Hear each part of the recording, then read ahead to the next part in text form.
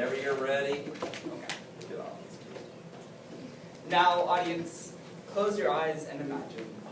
Imagine a world where no one ever has to worry about there not being enough energy, and doesn't have to worry about the increase in gas prices or some rant about an increase of CO2 emissions. Now open your eyes and look at the world we're in now. A lot of work must be made to achieve this perfect world, and every individual must attempt to contribute in some shape or form. This sort of utopia is the sort of world that we should try to strive for, and our technology today allows us to continue on our journey to achieve what we might call an energy enlightenment. I'm here to tell you that this is possible, and not just some magical all working in their obscure little laboratories. As our population skyrockets, we develop more and more the need to find safe and reliable energy sources. But there is no need to obsess. For scientists and common innovators alike are developing these sort of ground, or should I say sun-breaking technologies that our ancestors would put in the science fiction category. We mainly look towards the solar, hydropower, and wind powers as the dream team of energies that are already in use today and will be in the future. These inventions have been around for a while, but haven't really been put to true practical use until recently. The recent improvements of solar cells with the use of perovskite, a mineral composed of calcium titanate, has helped make solar cells even more efficient and cost-effective.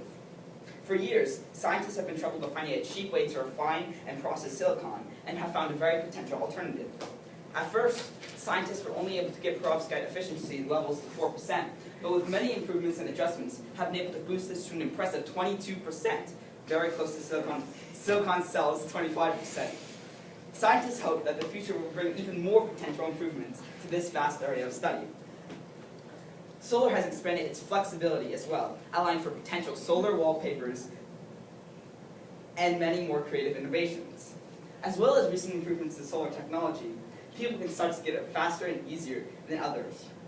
Needy people in rural, remote locations now can use safe solar devices and won't have to risk dangerous kerosene fumes or hazards in their households. Hydropower, a once legendary source of power for many households and companies around the world, still holds its name today. Now dominating over 90% of the world's electricity generation, hydropower is expected to expand into even more regions of the world, and new, more efficient turbines are allowing around 30% more energy to produce. Wouldn't it be nicer to have a friendly dam next to your house rather than some nuclear reactor or natural gas extraction area? Let's face it, guys, hydropower is simply a much more attractive and sleek energy source than some bulky and dangerous reactor or groundwater leaking pump. Wind has also been on the rise, get it?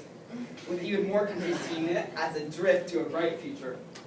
China is now exponentially increasing their renewable energy consumption, especially wind power, and it is expected to supply China with 40% of their energy needs by 2050. As an American, seeing these other countries be self-sufficient is really inspiring, and I hope one day we can all become as eco-aware as these nations. As a child, I've always grown up not being guided towards a certain green energy resources. This is because the relatively recent bringing of attention to potential severe consequences if we were to continue to tread on an unsteady and foggy future.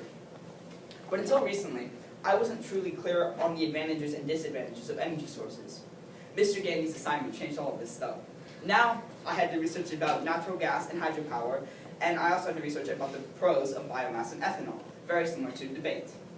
Along with my own research, I also listened to other people speak and rebut against several other energy sources, helping me gain a global understanding of where we as a society stand with these very energy sources.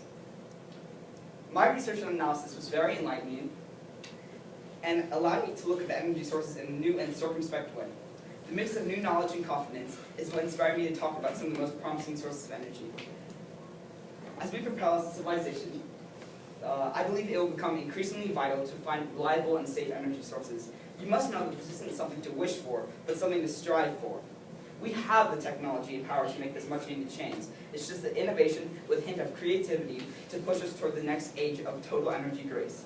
As Thomas Edison once said, genius is 1% inspiration and 99% perspiration.